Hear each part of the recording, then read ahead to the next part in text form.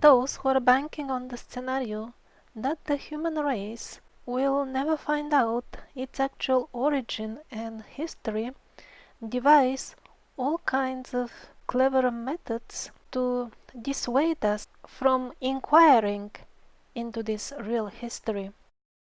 A routinely used technique in their attempts to discredit the alternative history researchers is telling the people, don't even listen to those amateurs. They have no proper education. They are not experts. They don't know enough historic facts to make conclusions. Listen to the real professional experts instead.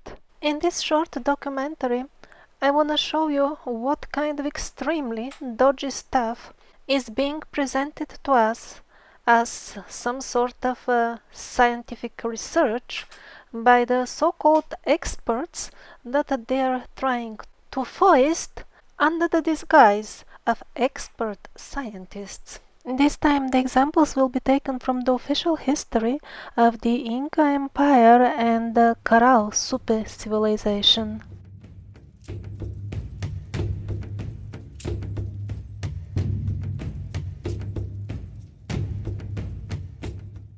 The experts assure us that the Incas acquired all these vast territories and expanded their mighty empire within a just shorty 90 years. 90 years of continuous war, non-stop very bloody battles.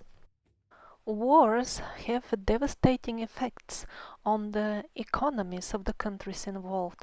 For example, Germany during the Second World War, which was, by the way, much shorter than 90 years, had to simply stop at some point all residential construction of homes simply because the population was too exhausted by the war. They had no strength to build anything, no finances, no resources, no materials.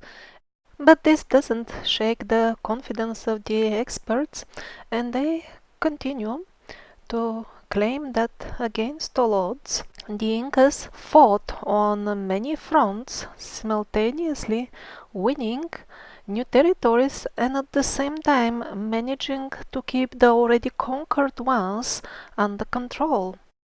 Further, the experts continue that these amazing Incas in those very 90 short years constructed a very good amount of monumental architecture, megaliths of gigantic proportions, and precision that rivals our 3D printing technology.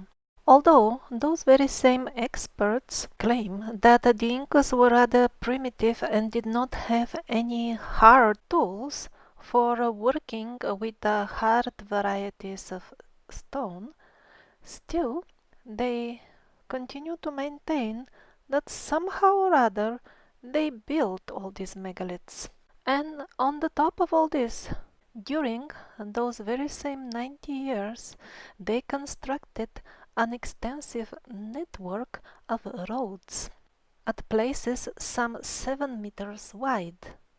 They cross the Andes, the South American Cordillera Mountains, and reaching all the way to Santiago, nowadays Chile, the longest well-preserved segment of such a road is some 6,000 kilometers long. The total length of Inca roads is roughly estimated to be some 15 to 30,000 kilometers in length. A construction project of this magnitude would put a strain even on our modern budgets, especially taking into consideration the harsh mountain terrain. For example, the technology of nowadays Peru supposedly far surpasses that of the Incas. At least now we have modern vehicles with wheels, we have steel and iron tools of transportation and building, and on the top of that, the population is many times more, supposedly according to the experts, than in the times of the Inca Empire. And still, the Peruvians nowadays cannot get themselves together to build a road system that covers all of their cities. Till date, many of their cities are not accessible by road and only by air. When I lived in Peru, I was in the city of Pucallpa. It's a big city, and it is still part-time connected to the capital Lima by road. By part-time, I mean it depends on the season. When it starts raining, they simply have to close the road. It is so poorly constructed that it doesn't function when it rains. The picture of the Inca Empire, painted by the so-called experts, seems to be radically divorced from reality. And still they continue to insist that in these 90 years, half of the male population was fighting, the other half was building, and they fail to mention even who was feeding all this, who was supplying the resources for the army and all that. Don't forget that allegedly agriculture was much more laborious and difficult in those times than it is nowadays. Even most basic common sense is not required to become an expert. For example, those experts tell us that the stones for constructing the megaliths at Ollantaytambo were quarried in a relatively nearby quarry of pink granite. That also includes, along with the pinkish colored granite, the gray colored one, which is also seen at the site. It is seen in the megalithic construction, but it is not seen in its so-called quarry. Well, yet another miracle. Barely anything can surprise me anymore, especially looking at the confidence with which the experts assure us that the Incas built Ollantaytambo, although in the very same chronicles that they are taking us Holy Bible, Holy Truth that cannot be questioned, in those very same chronicles there is a vivid description of how an Inca ruler tried to get together his people to transport only one of these megalithic stones, not even a big one, uphill. The full enterprise ended in disaster. The stone rolled downhill, smashing many people on its way. The reason for which they can get away with publishing such a weird stuff in the disguise of science is that they say, well, listen, we are not making all this up. We are simply trying our best to make the best sense possible of the authentic chronicles that were written by the first colonialists. Are they really trying? If they were really trying that, then how come all the originals of these writings are locked up in archives and neither the common people nor the actual historians have any access to them? Some are not available at all. Most are available in corrected editions. But what was the need of correcting them? Why are the originals hidden? There is no lack of digital imaging technology nowadays. It would be very easy to make public digital copies of the precious original chronicles, and why their accuracy has never been questioned. For example, those very chronicles, or at least the editions that are available to us, tell us the story of how the colonialists dismantled the fort of Sacsayhuaman and built the cathedral in the nearby town with the stone from Sacsayhuaman. Strange enough, Sacsayhuaman is still standing and the cathedral is built of a different variety of stone. В принципе, если предположить, что это был узкий скальный коридор, где можно было бочком-бочком протиснуться на вершину. Вот. А потом кусок скалы отвалился. Логичная версия, да?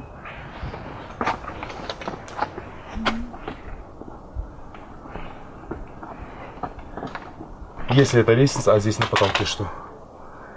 Совершенно не вяжется. Во всяком случае, в нашу логику не укладывается.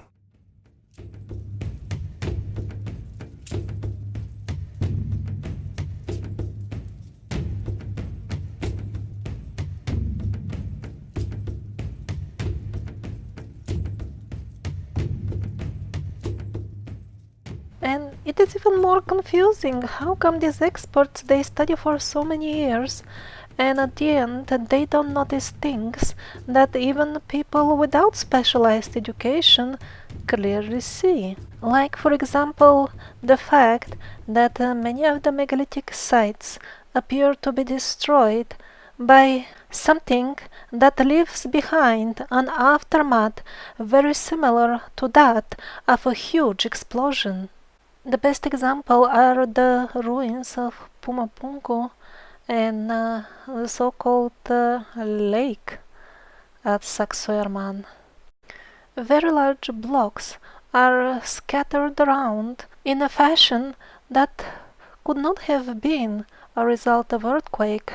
Earthquakes don't send stones flying 30-40 meters sideways on a even terrain, and even more so when they are scattered around in a circle.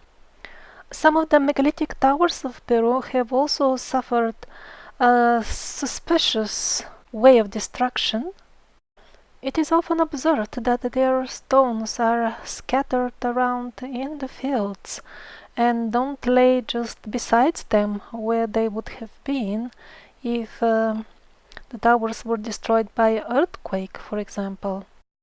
To suggest that some sort of primitive enemy of whoever the builders were destroyed the towers and then started carrying the megalithic stones around in the fields also doesn't make any sense at all.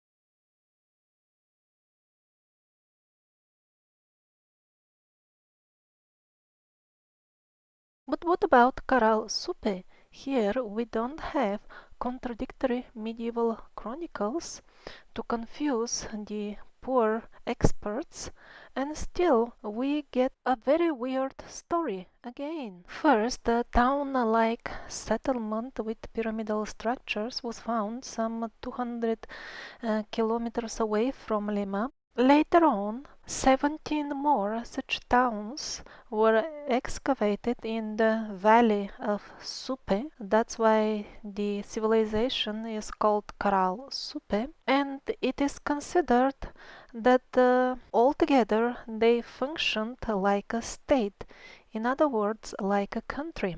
Now, the official history of the development of human society in South America was that some 10,000 years ago, people gradually started making ceramic vessels, and then they gradually evolved.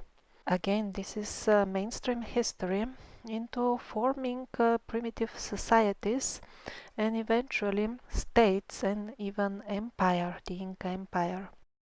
And at the same time, they are telling us that the civilization of Caral Supe existed 5,000 years ago and it didn't have any pottery at all. And indeed, no pieces of pottery have been found anywhere in these 18 settlement towns. So what is this, some sort of an exception? How can it be the exception if this is the only civilization of this type that they're placing in this time period? And how on earth do they dare to suggest that absolutely primitive people without just eating wild fruits without any culture or any organization at all in society. All of a sudden organized state start building pyramids, and by the way have a full range of all types of domesticated plants, all of the ones that are even nowadays cultivated in the region. The full set of such plants have been found at Caral Supe, to suggest that all this appeared in a second out of nowhere. Where is the gradual and slow evolution that they're preaching all the time?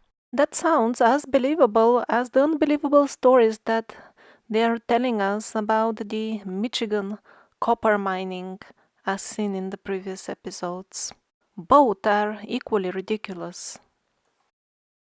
But let's get back to Caral. I think what actually happened is when they saw the pyramids and how similar they are to all the other pyramids in the world, that they simply decided to throw it as much as possible back in time, amazing 5,000 years, only to make it more confusing for people who try to make the connections between all these cultures that were building very similar things all over the world. In reality, the experts have absolutely no clue how to date Caral and have no intention or desire to do so.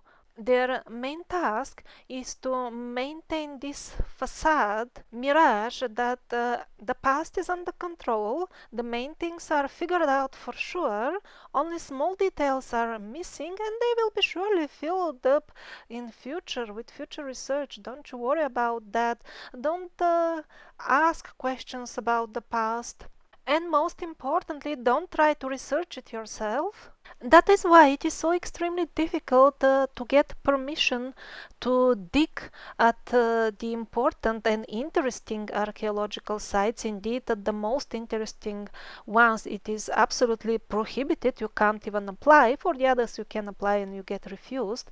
But for example, for Giza, they don't even accept applications. Because the more sites and artifacts get unveiled, the clearer it becomes that the official history doesn't fit the reality.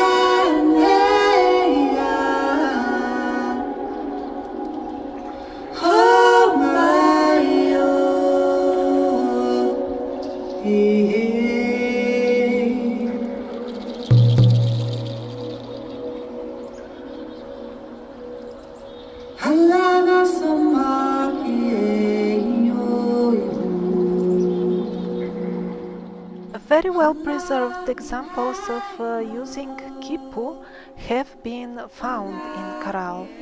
Well, but since the residents of the Caral Supe towns disappeared after existing for short couple of hundred years, that's what the experts assure us, and although they disappeared, Quipu re-emerged in the very same form after 4,000 years with the Incas. Well, I personally don't believe it. I think that there was a definite connection between these cultures. I don't believe that this very peculiar way of storing information can be just rediscovered in the very same region after 4,000 years by chance. So what about building pyramids? The Caral civilization disappeared, according to the experts, 4,000 years ago. And this is the Tukume pyramid in Peru, supposedly much more recent. So the pyramids were also rediscovered by chance after 4,000 years? Although it has seen better times, and this is most definitely a pyramid made of raw mud bricks. This is how somewhat better preserved structures in the area look like.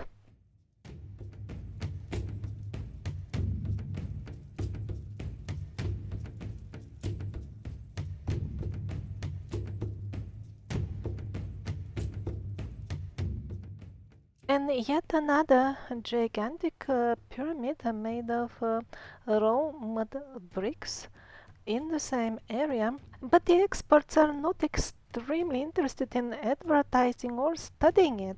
They quickly mention it as a tomb without any details and then direct our attention to an old tree and tell us that this is the main attraction of the area.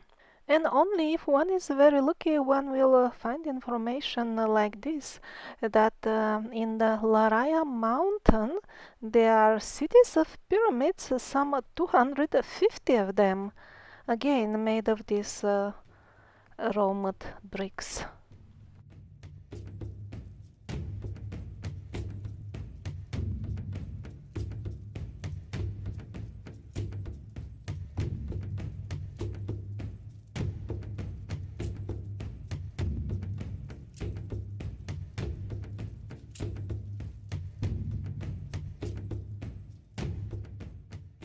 So the conclusion is, if we really want to know our history, we have to start from scratch. It won't help adding lost ancient civilizations to the current history. Like, for example, it has become a fashion lately to attribute almost anything to a lost ancient civilization which was wiped out by a natural disaster 12,000 years ago. How can that be true if most of the information on which this suggestion is based is again mainstream?